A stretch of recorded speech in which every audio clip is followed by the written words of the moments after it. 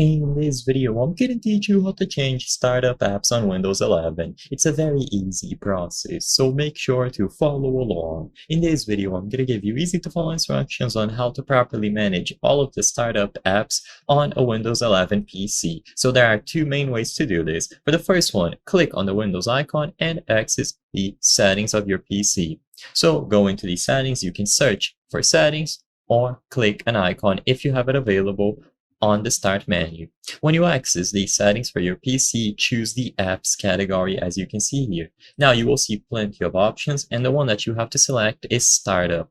So these are going to be all of the apps that will boot up as soon as you turn on your PC. So apps can be configured to start when you log in. In most cases, they will start minimized or may only start a background task.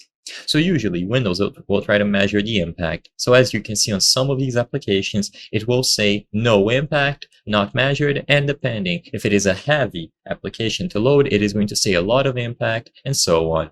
So all that you have to do here is choose the option to enable or disable that specific background application. So when you toggle it off, now when you boot up your PC, this specific application that you chose will not be enabled. And of course, you can turn it on if you would like to have it boot up on the background.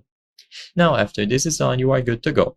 The other option that you have is to right-click the taskbar, go into the Task Manager, and now you have to swap over to the Startup Apps menu. So if you look over here at the left, it is going to be this little icon.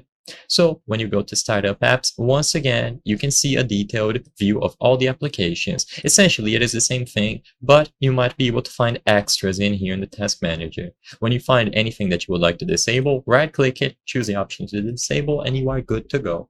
I hope I was able to help you on how to change startup apps on Windows 11. If this video helped you, please be sure to leave a like and subscribe for more very easy tips. Thank you for watching.